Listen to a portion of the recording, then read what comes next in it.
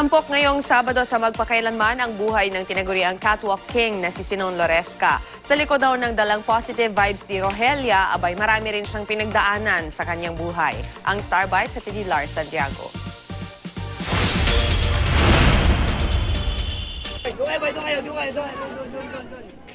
Bahagi ng katuparan ng mga pangarap ni Sinon Loresca Jr. na kilala rin bilang Rogelia sa Itbulaga ang paglalahad ng kanyang life story sa magpakailanman. Mahirap sa akin kasi medyo masyadong madami akong pinagdaanan sa harap po ng madami kong ginawang nakakatawang videos. Ito po ang makikita ng mga taong pait ng aking nakaraan. Hitik sa madamdaming eksena ang buhay ni Sinon, katulad ng hindi pagtanggap ng mga magulang niya sa kanyang pagiging bading.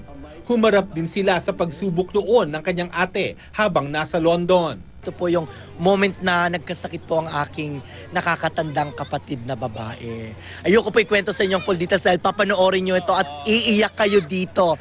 Gaganap bilang ate ni Sinon, si China Hortaleza at mga magulang naman niya sina Charmaine Arnaiz at Joko Diaz.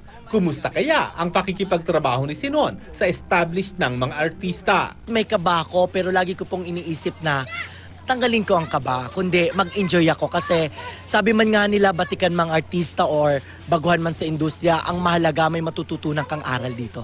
Hindi rin mawawala ang mga eksena ng walang pagod niyang pagrampa. Bagay na bagay nga raw kay Sinon ang pamagat ng episode na Ang Rampa ng Buhay Ko.